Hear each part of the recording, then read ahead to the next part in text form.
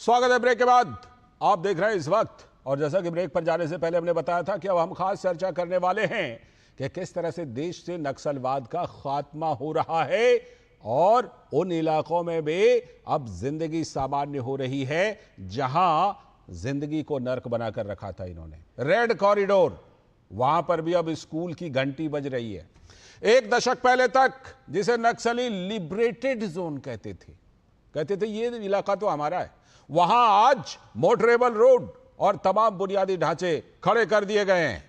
लाल आतंक के खिलाफ सुरक्षा बलों के ऑपरेशन ऑल आउट ने आज अबूझमाड़ के खौफ का अंत कर दिया है। केंद्रीय गृह मंत्री अमित शाह ने लाल आतंक के खात्मे के लिए डेडलाइन खींच रखी है। 31 मार्च 2026 तक देश नक्सल उग्रवाद से पूरी तरह मुक्त हो जाएगा। मोदी सरकार के कुछ बड़े संकल्पों में नक्सल के खिलाफ अभियान भी काफी अहम है। अबूझमाड़ के घने जंगल कभी देश में संचालित नक्सलियों का अभेद्य किला हुआ करता था, लेकिन पिछले दिनों सुरक्षा बलों ने अभियान चलाकर इस अभेद्य किले को ध्वस्त कर दिया।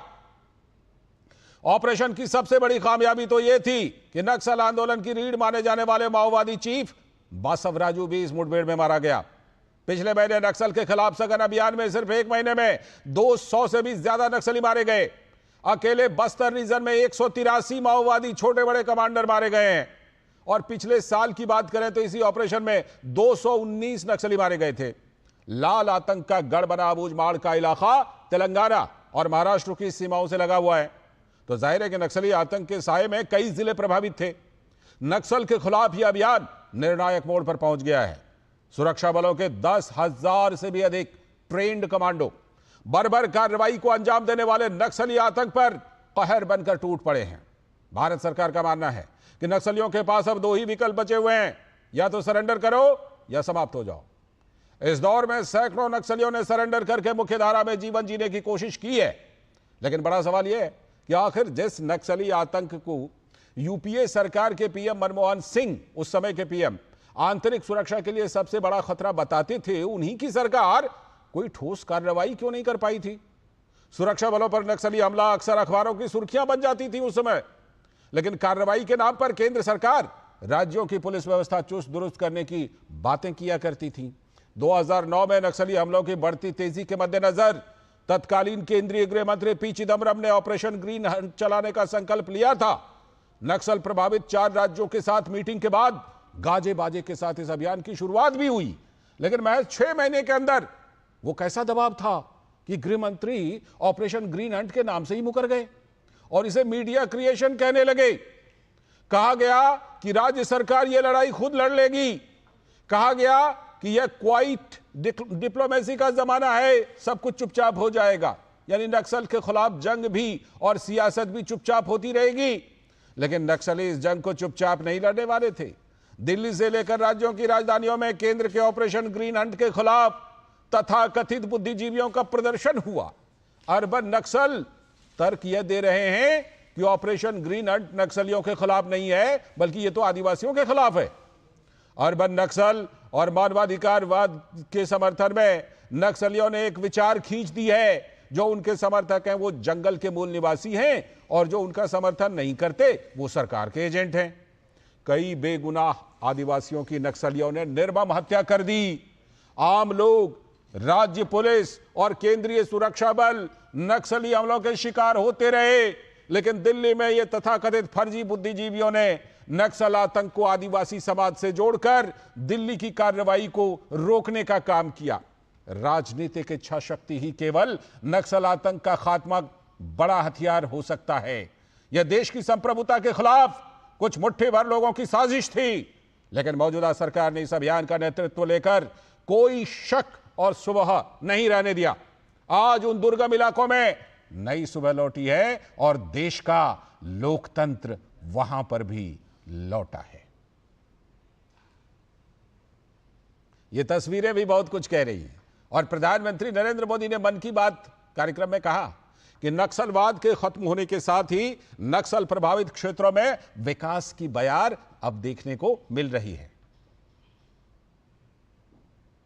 जब गांव में पहली बार बस पहुंची तो लोगों ने ढोल नगाड़े बजाकर उसका स्वागत किया। बस को देखकर लोगों की खुशी का ठिकाना नहीं था। गांव में पक्की सड़क थी, लोगों को जरूरत थी, लेकिन पहले कभी यहां बस नहीं चल पाई थी। क्यों? क्योंकि ये गांव माओवादी हिंसा से प्रभावित था। यह जगह है महाराष्ट्र के गढ़चिरौली जिले में। काटेजरी में आए इस परिवर्तन को आसपास के पूरे क्षेत्र में महसूस किया जा रहा है। 10वीं और 12वीं की परीक्षाओं में दंतेवाड़ा जिले के नतीजे बहुत शानदार रहे हैं। करीब 95% रिजल्ट के साथ ये जिला 10वीं के नतीजों में टॉप पर रहा। वहीं 12वीं की परीक्षा में इस जिले ने छत्तीसगढ़ में 6ठा स्थान हासिल किया। सोचिए, जिस दंतेवाड़ा में कभी माओवाद चरम पर था, वहां आज शिक्षा का परचम लहरा रहा है। ऐसे बदलाव हम सभी को गर्व से भर देते हैं। तो प्रधानमंत्री ने तो खास तौर पर जिक्र किया ही, और केंद्रीय गृह मंत्री अमित शाह ने कहा कि वामपंथ और उग्रवाद अब अपनी आखिरी सांसें गिन रहा है। उन्होंने कहा कि मार्च 2026 तक देश से नक्सलवाद का सफाया हो जाएगा।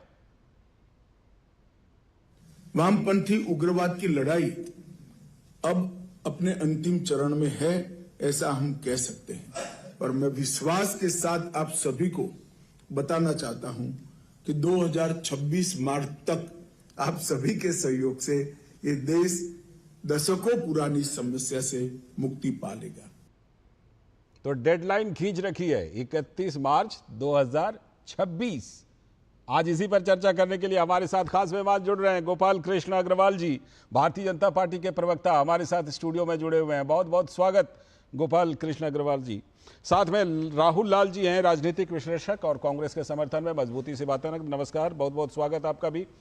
और हमारे सलाहकार संपादक विनोद मिश्र जी भी जुड़े हुए हैं। विनोद जी, जिस तरह से कि ये रफ्तार है, बहुत सारी परियोजनाओं में हम देखते हैं कि मोदी सरकार समय से पहले लक्ष्य हासिल कर लेती है। तो ये जो 31 मार्च 2026 की डेडलाइन गृह मंत्री जी ने दी है, ये कहीं ऐसा तो नहीं कि यही अगर रफ्तार रही तो उससे पहले ही नक्सलवाद बिल्कुल यहां से फिनिश हो जाएगा? जिस तरह से एक दुकान चलाई जाती थी, वहां पर मौजूद हर जगह के कुछ हर गांव के, हर इलाके के कुछ चोर उचक्के नक्सलवाद के नाम पर वसूली करते थे, और यहां पर शहरों में बढ़िया सा कपड़ा पहन करके और महंगी महंगी चीजों का सेवन करने वाले, आप समझ रहे हैं, अर्बन नक्सल, ये जो मिल करके एक इन्होंने बनाया था, वो सारा कुछ अब जो है फिनिश होने जा रहा है, वो भी समय से पहले। विनोद जी, लाल जी, अगर व्यक्तिगत रूप से आप मुझे पूछें तो मोदी सरकार के 11 साल आज पूरे होने जा रहे हैं जी। इस 11 साल में कई बड़ी उपलब्धियों में मैं मानता हूं कि ये सबसे बड़ी उपलब्धि। बेशक ये बड़ी उपलब्धि मैं इसलिए कह रहा हूं कि दशकों पुरानी ये समस्या जो भारत की संप्रभुता को चुनौती देता था, दशकों पुरानी ये समस्या कि भारत के कई ऐसे इलाके थे जिसे भारत के आजाद हुए अभी एहसास भी नहीं हुआ था। ऐसे इलाके को जो नक्सली और अर्बन नक्सली और बुद्धिजीवी जो लिबरेटेड जोन कहते थे, मुझे लगता है कि ये भारत सरकार की एक प्रमुख में से अभियान में से इस अभियान को माना जा सकता है। और आने वाली पीढ़ी इसको याद रखेगी कि राजनीतिक इच्छा शक्ति से और एक मजबूत नेतृत्व से कैसे इस नक्सली को खत्म किया जा सकता है। इस देश की बड़ आप कह सकते हैं कि जो नक्सली आतंक की कार्रवाई थी उसको समेट दिया जा सकता है। ये काम इस सरकार ने करके दिखाया है। मैं आपको छोटा सा डेटा देता हूं। जरूर। 10 साल पहले देश में 180 जिले नक्सल आतंक के प्रभावित जिले माने जाते थे। बिल्कुल। और 180 जिलों में 6 राज्यों में लगभग 180 जिले आते थे। आज की तारीख में वो सिर्फ 6 जिले हैं। सिकुड़ करके पहले 6 जिले, सिर्फ 6 जिले। और जो सबसे बड़ा गढ़ है, जैसे झारखंड में आप बूढ़ा पहाड़ देखते थे, आप वहां देखिए पिछली बार इलेक्शन कितने धूमधाम से लोगों ने मनाया है। गढ़चिरौली का देखिए, पिछला इलेक्शन लोगों ने पहली बार लोग वोट किया है। और कल परसों का जो अबुझमाड़ जंगल का आपने ऑपरेशन देखा था, दुनिया में कम से कम इस तरह का ऑपरेशन लोगों ने शायद ही देखा होगा। अमेरिका जैसे शक्तिशाली देश बॉम्बार्डिंग जंगल में कर आते हैं, लेकिन सिक्योरिटी फोर्सेज ने किस मजबूती से और सूझबूझ से कि एक भी जो लोकल है, जो वहाँ के मूल आदिवासी हैं, उनपे इस हमले से, इनकाउंटर से कोई उस पर प्रभाव ना हो, और बहुत तरीके से उन्होंने नक्सली सबसे चीफ जो जनरल सेक्रेटरी है उसको ढेर किया है। तो ये मजबूत राजनीतिक इच्छा शक्ति जो है, जो अमित शाह उसका डेडलाइन खींचे हुए हैं 31 मार्च 2026, तो ये लोगों को याद रखना चाहिए कि यूपीए के 10 साल में ये राजनीतिक इच्छा शक्ति कहां गायब हो गई थी। दिल्ली क्यों इस लड़ाई के लिए लेने के लिए तैयार नहीं थी, गृह मंत्री चिदंबरम जैसे लोग क्यों इसमें विफल रहे, ये एक बड़ा सवाल तो पूछा जाएगा। बिल्कुल पूछा जाएगा। और मैं ये सवाल लेकर के राहुल लाल जी के पास चलता हूं। राहुल लाल जी, जैसा कि विनोद जी कह रहे थे कि अंग्रेज जब यहां से गए ना, तो अंग्रेज का पहले अंग्रेजों का गुलाम था हमारा भारत, जाहिर सी बात है। लेकिन कुछ इलाके ऐसे हुए कि अंग्रेज गए और इधर बाकी लोगों ने उसको एक तरह से कहा ये हमारा लिबरेटेड जोन है, यानी अंग्रेजों की गुलामी के बाद ये इनकी वहां पर गुलामी चलने लगी। ये काम तो पहले भी हो सकता था राहुल लाल जी, जो आज हो रहा है। इस तरह से उन इलाकों को लोकतांत्रिक व्यवस्था देने का काम, विकास देने का काम, ये तो पहले भी हो सकता था। ये 7 दशक से भी ज्यादा क्यों लगे राहुल लाल जी? क्या इसलिए कि चिदंबरम कुछ और बोलते थे और उसी सरकार में दूसरे मंत्री कुछ और बोलते थे उसके खिलाफ? लालचंद जी, सबसे पहले तो मैं गोपाल कृष्ण अग्रवाल जी, जो भारतीय जनता पार्टी के प्रतिनिधि हैं, उन्हें मैं बहुत बहुत बधाई दूंगा कि एक तरह से प्रधानमंत्री मोदी जी के 11 वर्ष पूरे हुए हैं। बहुत तो बधाई हो उनको। धन्यवाद। बहुत अच्छी बात, बहुत अच्छी बात जी। लालचंद जी देखिए, यहाँ पे चाहे वो गोपाल कृष्ण अग्रवाल जी हो, चाहे आप हैं, काफी वरिष्ठ पत्रकार हैं, आपने यूपीए के कार्यकाल को भी देखा है, विनोद जी भी हैं जिन्होंने यूपीए और एनडीए दोनों कार्यकाल को देखा है। मैंने भी उस समय बिल्कुल नक्सल आंदोलन को बड़ी करीब से जो है कि देखा है, और उसके ऑपरेशन को भी देखा है। मुझे लग रहा है कि देखिए, अगर कुछ सेकंड का हमें समय जरूर दीजिएगा, जो कि चीजें हमारी चली जाए, और किसी को खंडन करना हो तो बाद में खंडन जरूर कर लीजिएगा। 2005 में हम लोगों को ध्यान होगा कि ऑपरेशन वो उसमें सलवा जुडुम चलाया गया जी। सलवा जुडुम का प्रयास यह था कि जनता को भी जो है कि कहीं न कहीं नक्सलियों के विरुद्ध जो है कि खड़ा किया जाए। बहुत अच्छा प्रयास था ये, और काफी बढ़िया प्रयास भी था सलवा जुडुम का। 2006 में तत्कालीन जो माननीय प्रधानमंत्री उसमें के थे मनमोहन सिंह जी, उन्होंने बड़े खुल के कहा था उन्होंने कि आंतरिक सुरक्षा के लिए अगर सबसे बड़ा खतरा कोई है तो खतरा नक्सलवादी है। और उस समय अगर आप देखेंगे तो गृह मंत्रालय में एक अलग सा जो है पूरा एक बनाया गया था कि नक्सलवाद से निपटने के लिए क्या रणनीति हो। तो और हम लोगों ने यह भी चीज देखा था कि पहले जो गृह मंत्री शिवराज पाटिल थे, हालांकि जो मुंबई अटैक के बाद उन्हें इस्तीफा देना पड़ा था, फिर पी चिदंबरम बने थे, बड़ी तैयारी के साथ ऑपरेशन ग्रीन हंट जो है वो जमीन पे लागू भी किया गया था। ऑपरेशन कोबरा बटालियन जो है कि वो कोबरा कमांडो को जो है कि विशेष रूप से ट्रेनिंग दी गई थी, और एक रणनीति यह बनी थी। देखिए उसके पहले भी हुआ क्या था जानते हैं राहुल लाल जी? मैंने बीच में रोका नहीं आपको। मैं बस 20 हमें 30 सेकंड दीजिए, फिर आप बोल लीजिए। दूसरे स्वर की मैं बात कर रहा था ना कि चिदंबरम जी कुछ और बोलते थे और उसके बाद उसी यूपीए सरकार में दूसरे मंत्री का बयान उसको लेकर कुछ और होता था, है ना लालचंद जी? बस मैं आप एकदम उसका भी जवाब आ जाएगा। देखिए अभी भी अगर देखिए इस नक्सलवाद खत्म होना चाहिए, और मैं मानता हूं कि अगर माननीय गृह मंत्री जी का जो पूरा 31 मार्च 2026 का उन्होंने लक्ष्य रखा है, देश के लिए बड़ी सफलता की चीज होगी। ठीक है। लेकिन मेरा यह कहना है कि उस सफलता के नींव को रखने में, जो रेड कॉरिडोर था उसको कमजोर करने में यूपीए सरकार की भी बड़ी महत्वपूर्ण भूमिका रही है। क्योंकि उस समय मैं तो कह रहा हूं कि ये भूमिका और बड़ी हो सकती थी, और जो आज हो रहा है ना वो उस समय भी हो सकता था। मैं लौटता हूं आपके पास। गोपाल कृष्ण जी, गोपाल कृष्ण जी, क्या आपने दिल्ली में भी उन लोगों की आवाज नहीं सुनी जो कहते थे ये अभियान तो नक्सलियों के खिलाफ नहीं है, ये आदिवासियों के खिलाफ है, बढ़िया बढ़िया कपड़ा, बढ़िया बढ़िया चीजों का इस्तेमाल करके ये फर्जी तथाकथित बुद्धिजीवी मोमबत्ती गैंग, ये जो यहां से वहां तक इस तरह की चीजें करते थे, उनकी भी आवाज आपने नहीं सुनी? नहीं, देखिए मैं तो लालचंद्र जी एक स्पष्ट बात कहना चाहता हूं। राहुल जी ने अभी बोला कि हमें समस्या भी पता थी, समाधान भी पता था, और आपने बताया कि उसकी इच्छा शक्ति नहीं थी कि उसको खत्म करने के लिए। समाधान भी, रास्ते भी थे, और वो हमारी सशस्त्र सेना, हमारी सीआरपीएफ, ये सब पूरी तरह से सक्षम थे इस चीज को टैकल करने के लिए, लेकिन राजनीतिक इच्छा शक्ति की कमी थी एक। दूसरा महत्वपूर्ण बात जो अभी आपने कही वो था अर्बन नक्सल का। पूरा ये गैंग था जो पूरी तरह से इनका फाइनेंशियल स्ट्रक्चर था। ये लोग झोला छाप जिनको कहते थे, वो उन नक्सलवादी गतिविधियों को कवर देना, ह्यूमन राइट्स के नाम पे देश को वैश्विक पटल पे कमजोर करना, देश की लड़ाई को, और हमारे ही जो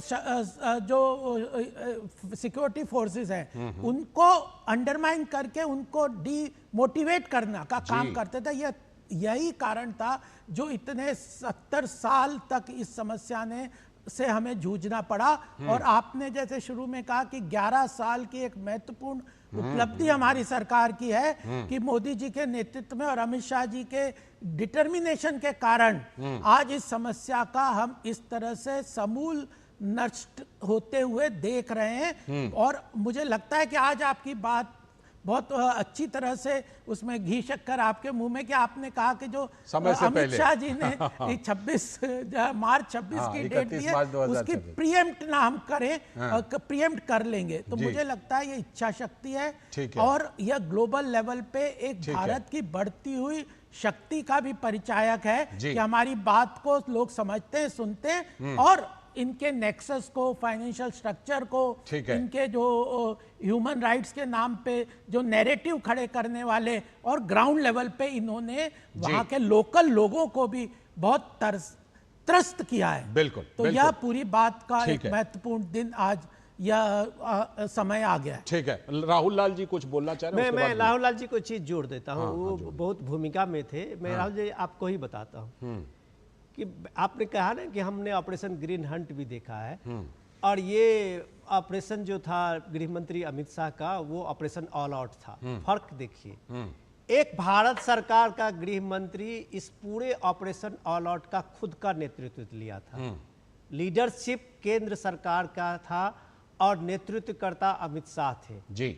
और आपके होम मिनिस्टर जो उस समय के चिदम्बरम साहब थे, उन्होंने तो ग्रीन हंट ढोल बाजा नागाजा के साथ शुरुआत की। हम लोग उसके गवा रहे हैं, इसलिए कह रहे हैं। लेकिन जैसे ही दिग्विजय सिंह ने उसका विरोध किया और उसके नाम पे सवाल उठाया, मैं नाम आपको कह रहा हूं, जैसे ही आप ये देखिए कि मेधा पाटेकर और सारे लोगों ने इसका विरोध शुरू किया, और जैसे ही यूपीए सरकार की सोनिया गांधी की जो थी सबसे सुपर कॉप कैबिनेट एनएससी उससे विरोध शुरू हुआ। तो 6 महीने आते आते चिदम्बरम साहब ने प्रेस कॉन्फ्रेंस करके कहा कि ये ऑपरेशन ग्रीन हंट जो है वो मीडिया की उपज है। बिल्कुल, आप नाम से भी मुकर गए, लीडरशिप क्या देते जी। तो आप कहने लगे कि ये स्टेट की लड़ाई है, हम उसको इंफ्रास्ट्रक्चर देंगे, हम सपोर्ट देंगे। किस स्टेट को देंगे? स्टेट वो स्टेट जहां वो वोट के लिए, सियासत करने के लिए, अगली बार चीफ मिनिस्टर बनने के लिए लड़ाई लड़ रहा है कि वो अबुझमार जंगल में जाएगा और उसको फ्लैश आउट करेगा। ठीक है, ये भारत सरकार को लड़ना था और भारत सरकार ने लड़के दिखाया है। आपके एक चीफ मिनिस्टर की जान गई है इस नक्सल के आतंक में। आपके हजारों सीआरपीएफ जवान मारे गए हैं इसमें, और आप सरकार हमेशा तमाशा देखती रही है। तो ये है एक दृढ़ जो इच्छा शक्ति की बता रहे हैं, जो गोपाल कृष्ण जी बता रहे थे, मैं राहुल लाल वो जी सबसे इंपॉर्टेंट है। ठीक है, राहुल लाल जी आपकी बात लूंगा, मैं आपके पास आ रहा हूं, लेकिन छोटा सा एक ब्रेक ले लेते हैं, उसके बाद लौटकर फिर चर्चा को आगे बढ़ाएंगे। आप ही के पास पहले आऊंगा।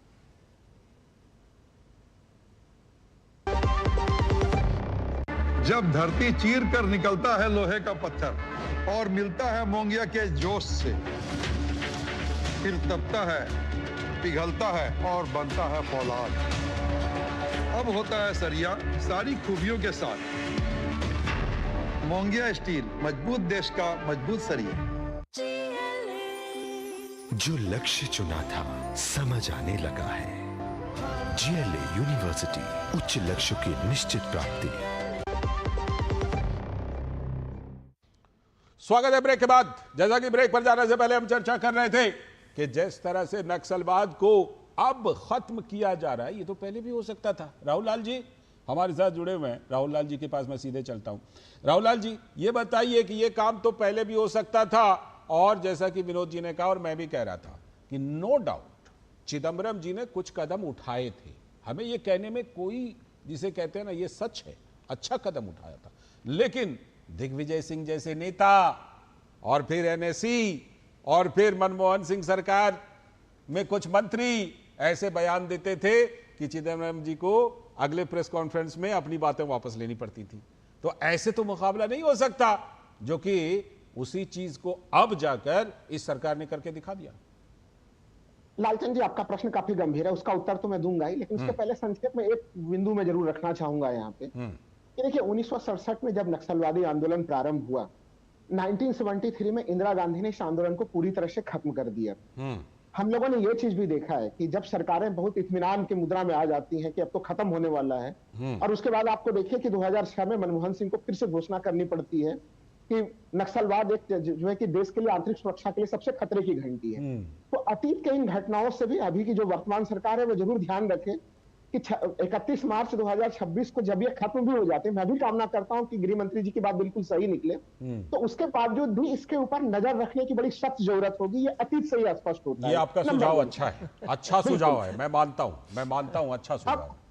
मैं दूसरी चीज कहूंगा कि देखिए, जो अगर उस समय हम लोग देखें कि ऑपरेशन ग्रीन हंट से पहले तमाम राज्य अपने ढंग से ये लड़ाई लड़ते थे। आपको याद होगा कि अगर वो जो है कि झारखंड पुलिस कार्रवाई करती थी तो वहां के नक्सली उड़ीसा भाग जाते थे, वो पश्चिम बंगाल भाग जाते थे, वो बिहार भाग जाते थे। लेकिन ऑपरेशन ग्रीन हंट में यह चीज हुआ कि समन्वित ढंग से तमाम जो पिकेट बनाए गए अलग अलग ग्रीन हंट का तो नाम ही वापस ले लिया तो हुआ क्या? चिदम्बरम जी गृह मंत्री ने उस समय नाम तक वापस ले लिया, बोला ये तो मीडिया की सोच की उपज थी, उसकी चर्चा ही क्या? सैफरन टेरर के ऊपर ज्यादा चिंता हो रही थी उस समय, तो ये बात सैफरन टेरर की ज्यादा चिंता कर रहे थे। बहरहाल एक बात जो आपने उठाई है ना, मैं उस पर गोपाल कृष्ण आपके पास आता हूँ, एक पंक्ति खाली कर लीजिए कंप्लीट, फिर गोपाल कृष्ण। मैं केवल ये कहूंगा कि देखिए, वो जरूर उन्होंने घोषणा की कि ऑपरेशन ग्रीन हंट खत्म हो गया, नाम जो है कि वो मीडिया का दिया हुआ है, लेकिन कार्रवाई लगातार जारी रही और कार्रवाई दो तरफा जारी रहा। एक तरह से विकास कार्य कैसे उन जगहों पे और उनके ऊपर की शक्ति कैसे हो, ये कार्रवाई चलती हुई रही और इसका परिणाम है, मैं मानता हूं कि उस सरकार का भी योगदान है और वर्तमान सरकार का भी योगदान है। गोपाल जी से मैं वो जवाब जरूर लूंगा। गोपाल जी ये कह रहे हैं ठीक है, आपने 31 मार्च 2026 की डेडलाइन दे दी है, आप उसके उस समय या उससे पहले ही इसको हो सकता है अचीव भी कर लें, लेकिन आगे सतर्क रहना पड़ेगा। इसके लिए क्या सोच है सरकार की, इसके लिए क्या प्लानिंग? देखिए, सबसे बड़ी बात यह है कि पॉलिटिकल इच्छा शक्ति तो है और हमारे पास जो सिक्योरिटी फोर्सेस हैं उनके अंदर कैपेबिलिटी भी है। अब ये बात, तीसरी बात जो आने के लिए समय में, एक समय ये था कि पूरा रेड कॉरिडोर की बात हो रही थी, चीन से लेके नेपाल से होते हुए नीचे तक समुद्र के सतह तक भारत के अंदर रेड कॉरिडोर बना दिया जाएगा। उसके बाद भी यूपीए सरकार के लोग नहीं चेते और जो असली प्रॉब्लम इनके साथ, इनका जो सपोर्टिव सिस्टम है, जो एक इकोसिस्टम चलता था, उसके ऊपर प्रहार कुठाराघात नहीं किया। जो फॉरेन कंट्रीब्यूशंस हैं, उसके अंदर इनको सारे रिसोर्सेज आते थे। हमारी सरकार ने मोदी जी के नेतृत्व में लगभग 4000 ऐसी एनजीओज को आइडेंटिफाई किया जिन लोगों को फॉरेन सोर्सेज से फंड लेके वो अपना, जिनको आपने बोला कि एयर कंडीशन कमरे में बैठ के ह्यूमन राइट्स की बात कर रहे हैं, हमारे सिक्योरिटी फोर्सेज के ह्यूमन राइट्स वायलेशन और आम जनता के ह्यूमन राइट्स वायलेशन की उन्हें चिंता नहीं है। और जो आतंकवादी हैं, जो पूरी तरह से बंदूकें हाथ में लेके देश की संप्रभुता पे अटैक कर रहे हैं, जो देश की संप्रभुता के ऊपर विदेशी ताकतों से मिलकर खत्म करने का प्रयास कर रहे हैं, हमारे देश में गरीब लोगों को, आदिवासी लोगों को, उन लोगों को, या वो माइंस बिछाते थे तो उसमें कितने आदिवासी लोगों की भी जान जाती थी। तो केवल सिक्योरिटी फोर्सेस ही नहीं, हमारे आदिवासी लोगों के ऊपर किस तरह का अत्याचार, आर्थिक अत्याचार ये सब कर रहे थे। तो इसकी कमर तोड़ने का काम, फाइनेंशियल स्ट्रक्चर को खत्म किया, उनके नैरेटिव्स को, ये जो नलिनी सुंदर और जैसे लोग ये दिल्ली यूनिवर्सिटी में बैठ के सरकार का पैसा खा के देश के खिलाफ बातें करते थे, उनको भी खत्म किया। ये वैचारिक खाद पानी देने का काम करते थे विनोद जी। एक मिनट, ये वैचारिक खाद पानी देने वाले ऐसे नैरेटिव बनाते थे कि ये तो यहाँ विकास कार्य हुआ नहीं है ना, इसलिए ये पनप रहा है, ठीक है। और करते क्या थे इसके नाम पर कि जो विकास के नाम पर, विकास के लिए जो सड़क, पुल, स्कूल, अस्पताल, ये सब जो बनाए जाते थे उसको यूं धुएं में उड़ा देते थे। बात वही कि पहले मुर्गी की पहले अंडा है। आप सारे विकास कार्यों को उड़ा रहे हैं और कह रहे हैं विकास नहीं है इसलिए नक्सलवाद है। ये जो पूरी फर्जी नैरेटिव और पूरा खाद पानी था, और यहां तक 60 तो यहां तक था कि नक्सली एक पार्टी के लिए वोट डालने के लिए कहा करते थे, या तो उस पार्टी के लिए वोट डालने के लिए कहा करते थे, या वोट डालने वालों का अंगूठा तक काट लेते थे। ये सब इस देश में हुआ है। लाल तो जी, अब जो है, जो गोपाल जी कह रहे थे कि आगे नहीं पनपेगा, इसकी गारंटी यही है कि खाद पानी देने वालों पर भी पूरा चोट किया गया। लाल जी, आपको इनको याद होगा या नहीं होगा, हम लोगों को याद है कि जैसे ही चिदम्बरम ने 2009 में ऑपरेशन ग्रीन हंट की शुरुआत की, तो उसके खिलाफ में सबसे पहला विरोध का और प्रदर्शन हर लगभग दिल्ली से लेके राज्यों में, अलग अलग राज्य के राजधानियों में ये प्रदर्शन शुरू हुआ। मेधा पाटेकर थे, प्रशांत जी थे, प्रशांत भूषण बड़े वकील जो अपने को मानते हैं, वो इसकी अगुवाई कर रहे थे। यहाँ तक कि प्रशांत भूषण ने एक बयान में कहा कि डीजीपी छत्तीसगढ़ जो समय में बहुत काफ़ी सक्रिय थे एंटी नक्सल मूवमेंट में, तो उनको कहा था कि इनकी हत्या करना जरूरी है। बताइए। अब आप सोचिए कि एक आप मानवाधिकारवादी बनते हैं, आप ह्यूमन राइट की बनते हैं, और एक पुलिस ऑफिसर के मारने की बात आप कह रहे हैं। इनमें और तालिबान में क्या अंतर रह आप गया भाई? सोचिए कि और इनकी बात को किस तरह से यहाँ नोटिस की जाती थी, और किस तरह से एक पूरा घालमेल बनाया जाता था अर्बन नक्सल के और बुद्धिजीवियों को, किस एक तरह से वो होम मिनिस्टर चिदम्बरम जो तत्कालीन होम मिनिस्टर थे उनको सरेंडर करा दिया। और ये नतीजा है कि आप ये देखिए कि कैसे तालमेल था। दिग्विजय सिंह के अपने पॉलिटिकल इंटरेस्ट थे, इसलिए वो खुल के सामने में आए थे। तो ममता बनर्जी, उन्होंने राहुल लाल जी ने नाम सुना होगा, कोटेश्वर राव उस समय में जी, थे। जी। कलकत्ता में बहुत दिन नहीं हुआ है उनका, राहुल लाल जी वो प्रेस कॉन्फ्रेंस करता था, वो बंदा टेलीफोन से वो धमकाता था लोगों को। ममता बनर्जी को एक तरह से अब सिंगूर से मामले में, हर मामले में उसने मदद की थी उस आंदोलन में, और वो कोटेश्वर राव को बंगाल पुलिस कभी पकड़ नहीं पाई। जो पुलिस का वो हर पूरे बंगाल में जब तक वो कोटेश्वर राव यहाँ एक्टिव रहा, वो नक्सल का वो टॉप कमांडर था बिहार, झारखंड और पश्चिम बंगाल में। तो वो फोन से सबको धमका रहा है, वो प्रेस कॉन्फ्रेंस कर रहा है, लेकिन पुलिस पकड़ नहीं पा रही। ये कैसा जमाना भाई साहब, कौन सा ऑपरेशन ग्रीन हंट, और आप वहां पे फोर्स तैयार कर रहे थे। ये सबने देश ने देखा है। राजनीतिक ये नेतृत्व है अमित शाह की, जो ये किसी भी स्टेट का, हर स्टेट इसमें भागी है, हर स्टेट इसमें सहयोग कर रहा है, लेकिन नेतृत्व केंद्र सरकार का है। तो आप देखिए कि अबुझमाड़ के जंगल में ऑपरेशन एक रहस्य लोग मानते थे।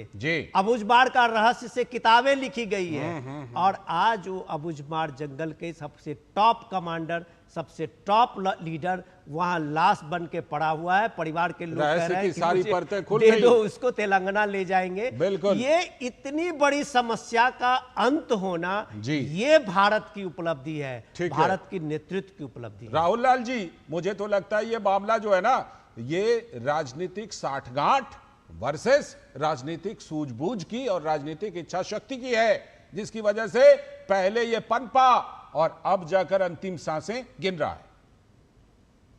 देखिए, मैं एक चीज कहूंगा, उदाहरण में छोटा सा रखूंगा। अभी आप देख लीजिए कि विनोद जी ने बड़ा सही चीज कहा। मैं उनके पश्चिम बंगाल के तथ्यों को मैं खारिज नहीं कर रहा, वो तथ्यात्मक तौर पे पूर्णतः सही है वो। लेकिन बाद में हमने ये भी चीज देखा कि ममता बनर्जी का शक्त रूप भी नजर आया। और देखिए, सबसे लेटेस्ट चीज अगर इस सरकार में हम लोग देखें, आप देखिए हेमंत सोरेन का पिछला कार्यकाल या अभी भी आप देखिए, अब जो विधानसभा के चुनाव हुए झारखंड में या फिर लोकसभा के चुनाव हुए, उन्होंने शानदार काम किया, मानना पड़ेगा। ऐसे नवीन पटनायक जो उड़ीसा में मुख्यमंत्री थे, उन्होंने भी वहां पे नहीं, मैं तो कह रहा हूं कि देखिए अलग अलग राज्यों के मुख्यमंत्रियों को भी देखिए, नवीन पटनायक को कांग्रेस के नहीं थे, मैं तो उनकी भी गिनती कर रहा हूं। चाहे उनकी भूमिका हो, रमन सिंह की भूमिका हो, या भूपेश बघेल की भूमिका हो, ये क्रम में अलग अलग राज्यों के जो मुख्यमंत्री रहे उनको भी हम लोग दरकिनार नहीं कर सकते। कांग्रेस पार्टी ने हमें लगता है कोई दरकिनार नहीं कर रहा, वो साथ में मिलकर तो सारे काम कर रहे हैं। ये गोपाल जी भी स्वीकार कर रहे हैं उनकी भूमिकाओं को। उनकी भूमिका प्रदेश के मुख्यमंत्रियों की भी भूमिका है, सब टीम के साथ काम कर रहे हैं। आपकी बात को स्वीकार कर रहे हैं गोपाल जी। मैं उसी को आगे बढ़ा रहा हूं कि देखिए, ये तो सभी लोग मानेंगे कि किस तरह से छत्तीसगढ़ में पूरे की पूरे कांग्रेस की लीडरशिप को किस तरह से नक्सलवादी हमले में पूरा कांग्रेस का लीडरशिप समाप्त हो गया, पूरा का पूरा लाइन ही खत्म कर दिया। यही सबक नहीं लिया आपकी पार्टी ने। सेंट्रल लीडरशिप की कमी थी, सेंट्रल लीडरशिप में विल पावर की कमी थी। अरे जिस पार्टी के पूरे एक पीढ़ी के नेताओं को वहां झीरम घाटी के उसमें सुकमा 28 और नेता मारे बीजापुर गए थे के कांग्रेस के। उसको खत्म कर दिया गया और आपकी और सरकार आपका केंद्र खून में नहीं थी खौला। और कुछ नहीं उस पे आपने एक्शन लिया। अब क्या बात करते हैं, ये लीडरशिप की बात आप कह रहे हैं और झीरम घाटी की बात कर रहे हैं, मत करिए ये सब। आपने आप भी मान लीजिए, जैसे आपकी बात को गोपाल जी ने माना कि मुख्यमंत्रियों की भी भूमिका रही है, वैसे आप भी मान लीजिए कि मौजूदा सरकार ने ये बहुत बड़ा काम किया है अगर नक्सलियों का 31 मार्च 2026 तक सफाया हो जाता है। और सबसे बड़ी बात है कि वहां पे विकास है। आज जैसे कल मन की बात में प्रधानमंत्री जी ने कहा बस पहली बार पहुंची है। अगर आप 75 साल 77 78 साल बाद पहुंची है तो यह उन लोगों की खुशी का पराकाष्ठा है। उन लोगों के स्कूल में जिस तरह परफॉर्मेंस हो रहा है, तो यह जो पूरी तरह से लॉन्ग टर्म स्ट्रेटेजी भी है, शॉर्ट टर्म एक्शन भी है, विल पावर भी है और सबको पूरी तरह से प्रतिबद्धता के साथ काम किया जा रहा है। इसी से यह देश मजबूत होगा। बिल्कुल, आपके बातों से मैं असहमत नहीं हूं। इस मौके पर राहुल लाल जी एक बार फिर गोपाल जी को हम लोग मिलकर के शुभकामना देते हैं कि 31 मार्च 2026 से पहले ही ये देश जो है नक्सलवाद जैसे कोड़ से मुक्ति पाले, हमेशा के लिए खत्म हो जाए। बिल्कुल, बहुत बहुत शुक्रिया। शुक्रिया इसी नोट पर, शुक्रिया इसी नोट पर, शुक्रिया। नक्सलवाद खत्म हो और नक्सलवाद के समाप्ति में पुराने मनमोहन सिंह सरकार का भी योगदान रहा है और वर्तमान सरकार का भी योगदान रहा है। इससे हम लोग खारिज नहीं कर सकते। जितना सा योगदान रहा है वो सब लोग हम लोग जानते हैं। शुक्रिया, शुक्रिया राहुल लाल जी, शुक्रिया गोपाल कृष्ण सर, बहुत बहुत शुक्रिया। और विनोद जी आपका भी जुड़ने के लिए बहुत बहुत शुक्रिया।